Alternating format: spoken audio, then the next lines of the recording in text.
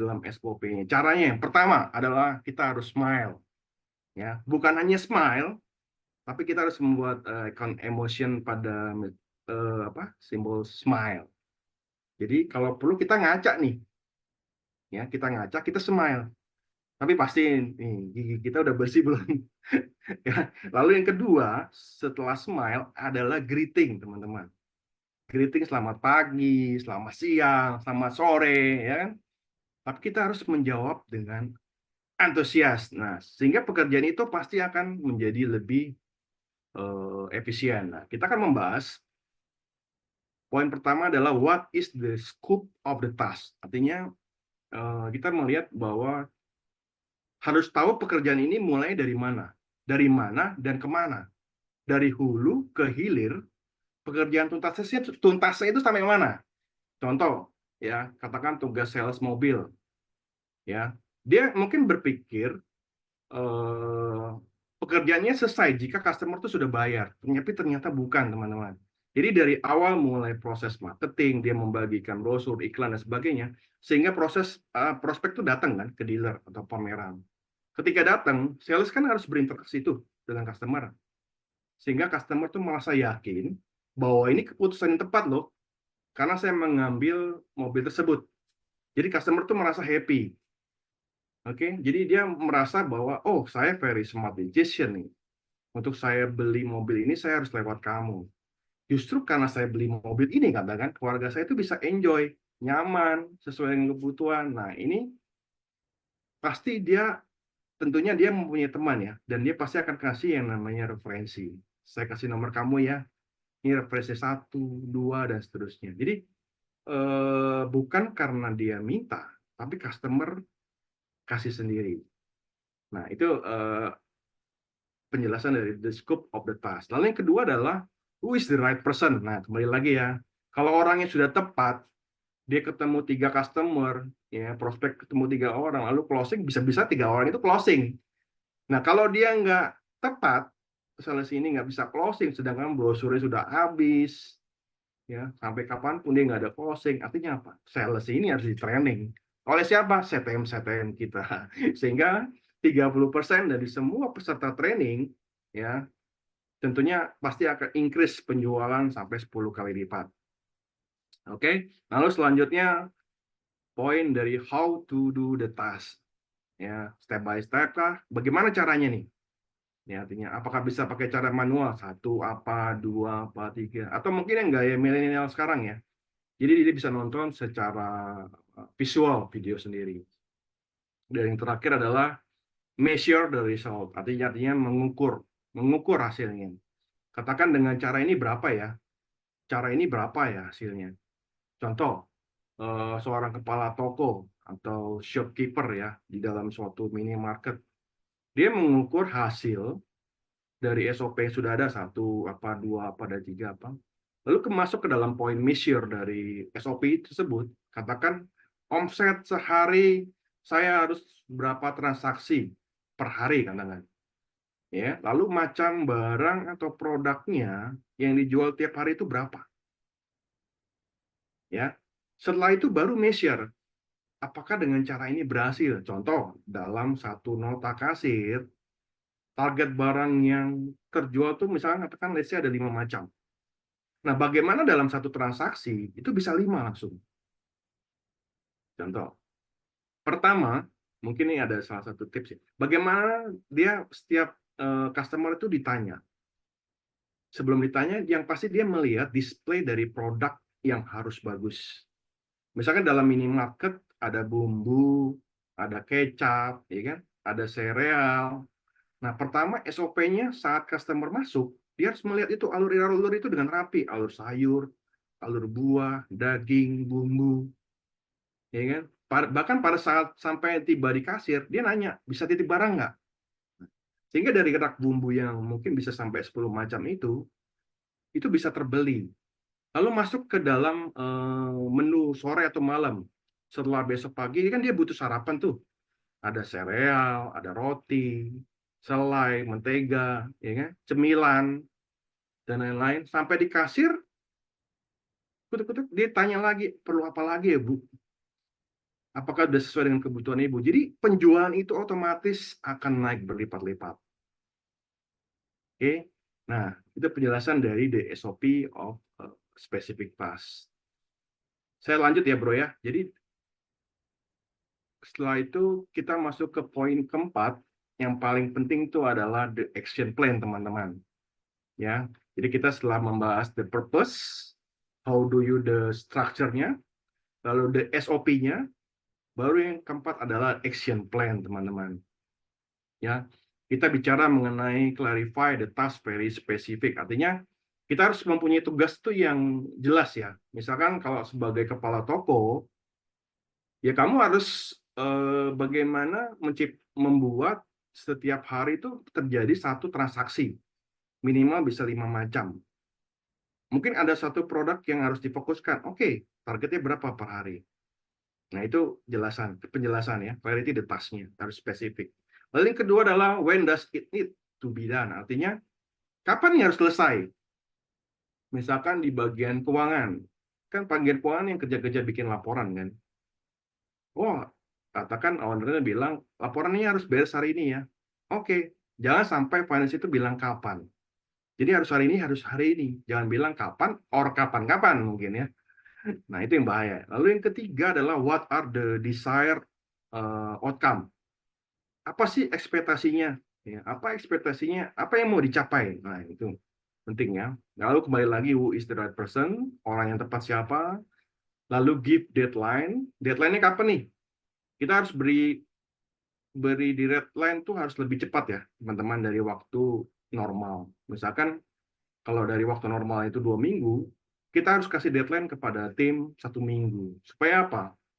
Supaya mereka selesai sesuai dengan deadline. Karenanya apa? Orang itu harus adalah orang yang tepat. Dan yang terakhir adalah progress report. Jangan lupa kita harus membuat report pagi, sore, ya kan? Weekly, daily, atau monthly, ya, dan seterusnya. Bayangkan kalau teman-teman sudah ada sistem nih, tapi nggak ada laporan. Misalnya kita mau pergi holiday kemana, nggak ada report. Nah, kita nggak akan tahu kan, karyawan akan ngapain aja, ya kan? Sampai di kantor. Progress reportnya seperti apa? Apakah sudah berjalan dengan baik per hari, minggu, atau secara bulanan? Oke. Dan yang terakhir, Oke, Bro, kita stop dulu, Bro. Sebelum yang oke, kelima, Bro. Ya, biar pada penasaran dan ikut sampai siap. selesai, Bro, ya. Silakan teman-teman yang mau berinteraksi.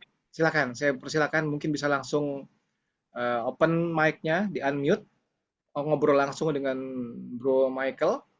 Mungkin ada yang punya pengalaman bagaimana dari usaha yang tidak punya sistem kemudian bisa buat sistem, atau yang sedang struggle nih ya, kok rasanya susah gitu ya. Silakan.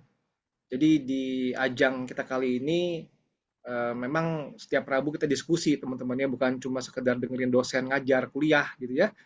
Silakan. Ayo Yes. yang mau bertanya di kolom chat boleh, mau langsung unmute boleh. Siapa saja. Atau Bro Agus lagi yang bertanya, Bro Agus. Silakan Bro Agus. Saya persilakan Bro Agus. Gantian dong, gantian. Gitu. Berarti Bro Janto kalau begitu gantian ya. Tetokannya dia-dia juga dah. Ini Bro Michael, saya cuma kepikiran dari tadi ya. Yes. Kelihatannya salah satu kata kunci itu adalah the right person ya. Ya. The right person in the right place, on the right time kali ya. Itu kata kunci Yes. sekali ya. Betul. Bagaimana Bro kalau masalahnya adalah eh, usaha yang baru dibangun itu masih family gitu, family business, sehingga belum bisa dengan mudah percaya orang untuk bisa menjadi apa ya, orang yang menjalankan sistem. Masih ide juga. Kan dari satu sisi karyawan akan merasa frustasi karena kenapa, mentoknya dengan si owner dan keluarganya.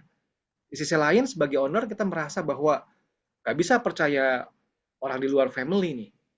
Hmm. Jadi susah tuh Bro, maju mundur. Nah gimana Bro kalau ada problem atau pergumulan usaha-usaha yang menengah yang seperti itu Bro? Oke. Wah, ini pertanyaan yang bagus ya. Karena terjadi juga di dalam pengalaman saya.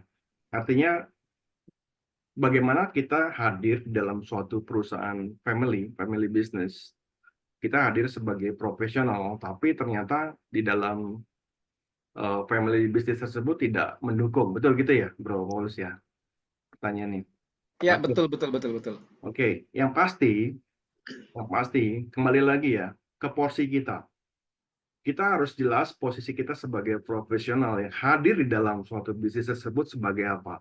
Kembali lagi ke posisi kita tuh apa. Ya, itu udah harus tadi ya, clarity harus jelas. Penjelasannya itu yang harus benar-benar super jelas di awal. Supaya apa? Tidak terjadi tadi ya, tidak terjadi namanya ketidaksesuaian atau terjadi penyimpangan atau terjadi suatu justru malah terjadi keributan di dalam bisnis. Pas saat kita hadir itu adalah tujuannya adalah untuk membantu, memberikan kontribusi supaya bisnis itu terus berkembang dengan cara tentunya koridor yang profesional. Nah, bagaimana kita bisa tahu dan bagaimana kita bisa menghadapi orang-orang yang mungkin tidak suka dengan kita karena berbeda culture. Nah, kita harus kembali lagi jelaskan. Sebagai orang yang hadir sebagai profesional, kita harus tahu posisinya sebagai posisi yang tepat, dan kita harus menjalankan job desk juga yang tadi sudah kita jabarkan KPI yang jelas. Nah, posisi itu setelah kita bereskan, baru kita perlu yang namanya tadi kembali lagi ke komunikasi yang baik. Kuncinya itu adalah komunikasi. Namanya family business, semua mau dianggap sebagai bos, baik orang tuanya, baik anaknya, mau kerabatnya. Kita harus membiasakan diri, kembali lagi, kita harus membuat suatu komunikasi yang baik. Artinya apa? Pertanggungjawaban kita harus jelas di awal dengan siapa. Apakah langsung dengan owner, maka dengan anak-anaknya, atau dengan keluarganya. Yang kita harus pegang adalah kunci dari orang yang merekrut kita dan orang yang paling top di dalam bisnis tersebut. Karena apa? Mereka lah yang memutuskan dan mereka yang menilai. Hadirnya kita itu membantu nggak? Mengembangkan bisnis itu nggak? Kalau nggak, kita bukan orang yang tepat. Itu jawabannya, Bro. Oke, baik. Baik, saya pikir kita lanjutkan dulu ya, Bro. Step yang terakhir, Bro. Iya, Bro, sampaikan. Oke. Nah, teman-teman, tadi kita sudah membahas mengenai the purpose of your business. Lalu yang kedua adalah how do you structure the business. Yang ketiga adalah the SOP dari specific task. Yang keempat adalah action plan. Dan yang terakhir adalah KPI, reward and consequence system. Nah, teman-teman, KPI itu pasti teman-teman udah tahu ya. KPI itu adalah raport, ya. Key Performance Indicator adalah raport untuk Anda supaya bisa menilai tim Anda. Seperti kalau waktu saat kita sekolah ya, setiap semester kan kita pasti mendapatkan raport. Nah, raport inilah yang menunjukkan nilai prestasi Anda, teman-teman. Nah, bagaimana cara membuat KPI, poin-poin dari indikator atau proses progres daripada kinerja tim Anda itu harus dibuat sedetail mungkin. Contoh seperti supervisor sales, katakan job desk-nya apa? Salah satunya adalah sebagai seorang supervisor, dia harus bisa mensupervisi, bisa menjadi seorang leader yang memberikan contoh, memberikan motivasi, dia bisa memberikan punishment, tegas, dan ikuti aturan. Contohnya seperti itu. Jadi dia memastikan proses yang dilakukan oleh sales-nya itu benar. Jadi SOP sales-nya sudah benar. Jadi contohnya misalkan sales harus mengunjungi prospek berapa orang nih, dia bawa sampel berapa banyak, ya, lalu presentasinya bagaimana dan seterusnya. Jadi setiap step ini harus tahu siapa sih mau monitor, apakah dia supervisor, apa bagian dari KPI sales. Jadi jelas ya, KPI sales tujuannya adalah untuk, atau KPI supervisor tujuannya adalah untuk meningkatkan atas usaha yang dilakukan. Peningkatan atas usaha yang dilakukan. Itu tujuannya. Contohnya, mungkin saya nggak jelaskan secara detail ya, karena mungkin banyak sekali dengan poin ini. Contohnya, katakan omset. Poin pertama omset dan total sales, dia harus increase 30% dari target atau mungkin dari omset tahun lalu. Nah, itu misalkan katakan bobotnya 30%. Lalu secara collection, dia harus bisa menagih mengkolek piutang, misalkan customer dengan target harus lebih baik, bobotnya 20%.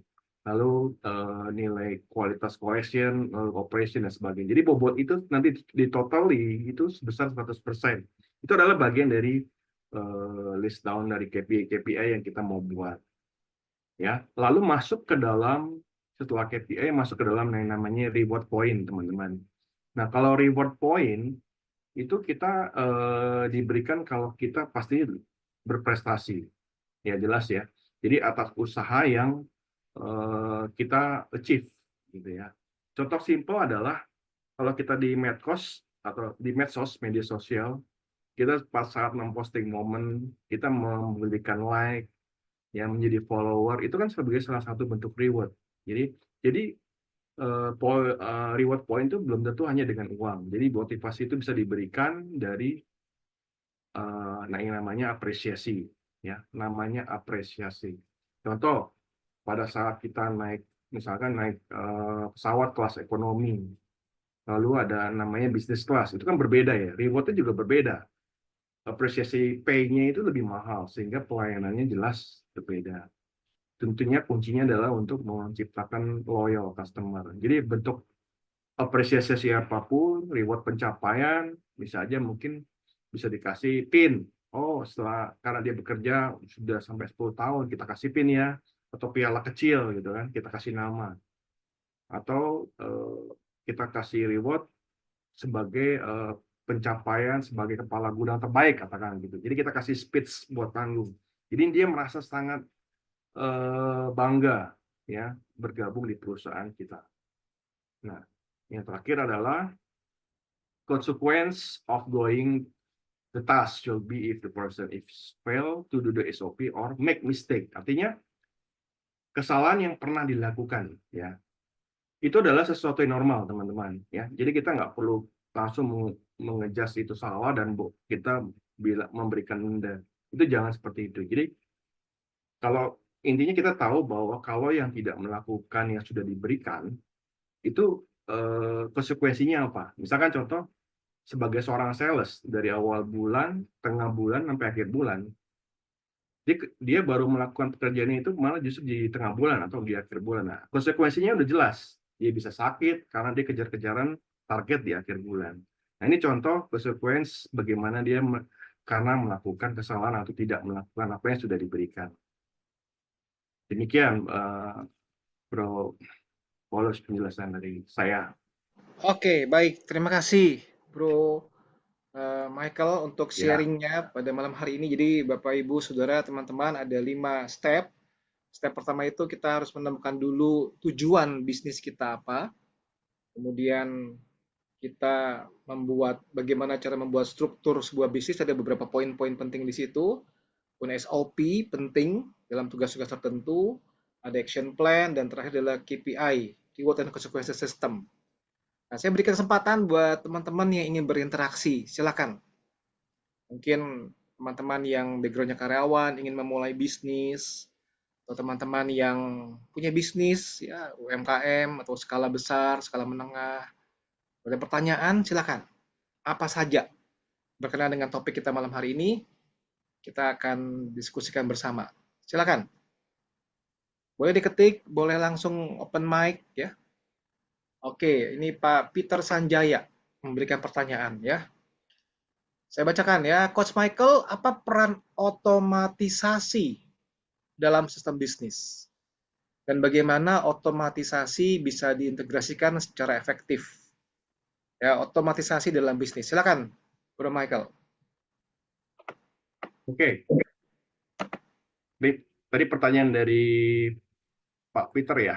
Yes, Pak Peter. Oke. Kembali lagi ya. Otomasi ini pengertiannya adalah sistem ya. Betul ya, Bro Paulus ya? Bro Peter, silakan Bro, langsung bisa berinteraksi Bro. Jika ada yang belum serap, silakan Bro. Oke. Otomatisasi. Oke. Penjelasan dari tema mengenai hari ini adalah kita kan membangun how to build business system ya. Artinya membuat sistemasi Artinya bisnis itu kita sistemasi. Mungkin istilah bahasa lainnya mungkin otomasi. Oke. Kalau di apa namanya? Tadi saya sudah menjelaskan bagaimana kita menjalankan meng-create sistem supaya bisnis itu berjalan dengan sendirinya ya, dengan baik, dengan 5 step tadi. Kalau mengenai perihal automation, otomatis itu saya melihat dari sisi mungkin dalam bisnis scope industrial, mungkin katakan secara manufacture atau mungkin secara pengerjaan yang pabrikasi atau mass production. Artinya apa? Yang menggunakan yang namanya sangat banyak padat karya. Ya, selain padat modal, juga sebagai padat karya. Dia menggunakan banyak sekali pegawai, buruh, karyawan. Mungkin karyawan itu adalah karyawan yang sistemnya sebagai operator, mungkin karyawan yang sifatnya adalah sebagai technical skill, engineering, dan sebagainya. Jadi dia mempunyai skill. Jadi ada perbedaan antara operate dengan skill. Nah, mengenai automation, mengenai otomatisasi, itu yang sangat digerakkan oleh para pelaku bisnis saat ini. Karena apa? Yang mereka lihat adalah suatu sisi efisiensi. Dalam suatu bisnis, itu tentunya bukan hanya berpikir secara omset, tapi dia harus berpikir secara profit, di mana profit itu dicapai dengan melakukan efisiensi. Salah satunya adalah otomatisasi tadi. Karena apa? Dengan menggunakan sistem, pastinya ya, sistem yang baik, ditunjang dengan fasilitas atau peralatan yang mungkin sifatnya bisa meng-capture atau sifatnya memberikan tingkat efisiensi yang sangat luar biasa, tentunya dia akan menghasilkan yang namanya profit lebih baik. Ya, contoh di perusahaan yang kami kembangkan, salah satunya di perusahaan automation roboting dalam mesin perusahaan air minum, itu kita sudah banyak melakukan sekali survei dan melakukan hal ke dalam perusahaan-perusahaan segmentasi yang mereka perlu sekali mesin automation. Artinya apa? Mungkin dari menggunakan mesin manual, dia bisa sampai menggunakan 20-30 orang. Sedangkan kalau dia menggunakan atau dia berani efisiensi, beli mesin efisiensi ini dengan nilai investasi yang mungkin awalnya besar, tapi secara jangka panjang sangat luar biasa. Karena dia dengan menggunakan mesin automation ini, dia hanya menggunakan 5 orang. Jadi apa? Tingkat efisiensi secara manpower, dia akan sangat-sangat efisien. Belum secara bahan baku, belum secara kita bicara mengenai kualitas, karena jelas pasti akan lebih clean, lebih clear. Sehingga tadi tujuannya adalah para pelaku bisnis, mereka akan menghasilkan atau mendapatkan sesuatu yang lebih baik. Demikian, Paulus. Oke, Bro Peter bagaimana Bro? Ada tanggapan atau mau berinteraksi lebih lanjut? Ya, cukup sih. Thank you, Coach Cukup ya? Michael. Thank you, Coach Peter. Thank you. Ini sesama coach tidak saling mendahului ya. Baik, Siap. teman-teman yang lain silakan. Mungkin yang baru pertama kali bergabung, teman-teman join sesi ini punya ekspektasi tertentu gitu ya. Boleh nggak dibagikan apa kira-kira yang menjadi pertanyaan, masih ada Ya. kesulitan, atau merasa sudah oke? Ya silakan. Ini session kita sama-sama bisa saling ngobrol ya tentang tema ini. Silakan kalau ada pertanyaan. Mungkin kalau malu-malu silakan diketik gitu ya. Atau mau kirim surat juga boleh ke Pak Michael gitu ya lewat pos. Ya itu zaman Ya. dulu banget gitu ya. Silakan. Ada yang mau ini lagi? How to business system? Silakan. How to create business system?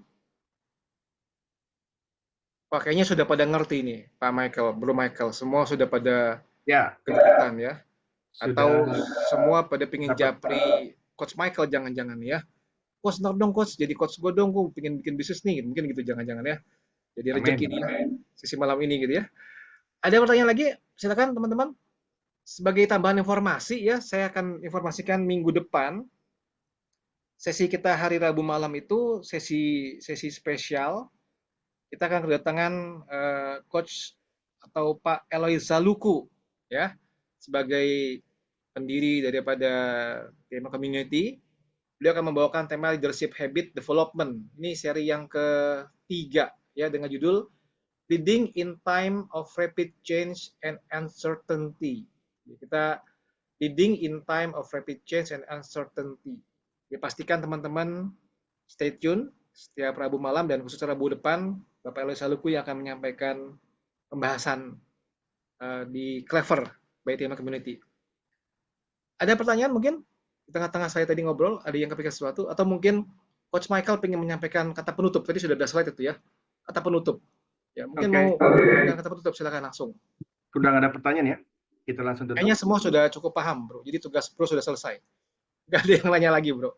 Oke, siap. Oke, saya akan closing dari kita tadi membahas 5 step atau 5 step how to the business system. Semoga kami harapkan teman-teman yang mungkin mau meng-create bisnis atau justru mau membesarkan bisnis yang sudah ada, pastikan 5 step ini berjalan dengan baik. Yang pertama tadi adalah the purpose of your business, how do structure-nya, lalu the SOP-nya, lalu action plan-nya, dan yang terakhir adalah KPI, reward, and consequences. So, closing dari saya. Oke, jadi bagaimana dari para pelaku bisnis yang nggak punya waktu karena mereka tidak punya sistem, pertanyaannya adalah, kapan Anda ingin membuat sistem di bisnis Anda? Oke, jika sesuatu terjadi dengan Anda, apa yang terjadi dengan bisnis Anda? Ya, if something happen with you and you happen to create system, what happened to the business? Ya, are you prepared for that? Ya, if it is not you, who? Kalau bukan Anda, siapa yang akan melakukan itu? Dan yang terakhir, if it is not now, kapan? When? Demikian dari saya, terima kasih. Oke, baik. Berikan tepuk tangan yang meriah. Ini ada quote, Pak. Bisa dibaca. Ini Ya, bagus. Quote ini. mungkin teman-teman bisa baca ya, mengartikan. Oke. Organize around business function, not people. Build system within each business function. The system run the business and people run the system. Will come and go, but the system remain constant. Ya, jadi sistem itu yang akan tetap bertahan. Orang bisa pergi keluar masuk, tetapi sistem bisa tetap bertahan. Baik, teman-teman, kita akan akhiri dengan foto bersama. Boleh minta mungkin Coach Agus foto yang belum ada wajah, boleh tampilkan wajah gantengnya. Jangan ketik-ketik dulu biar clean. Kita akan foto bersama. Saya mengundang teman-teman datang lagi Rabu yang akan datang di sesi kita. Bro Agus, apakah atau Bro Yanto bisa bantu screenshot, Bro? Mungkin Bro Agus masih di jalan kayaknya tuh ya. Oke, senyum Bro Yanto, siap ya? Oke. Bentar.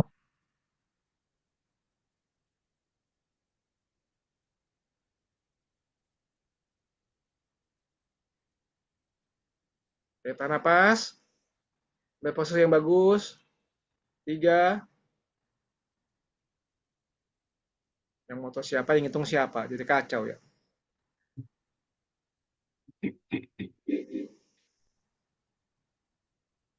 Hati-hati di jalan, konsen terlambat begini.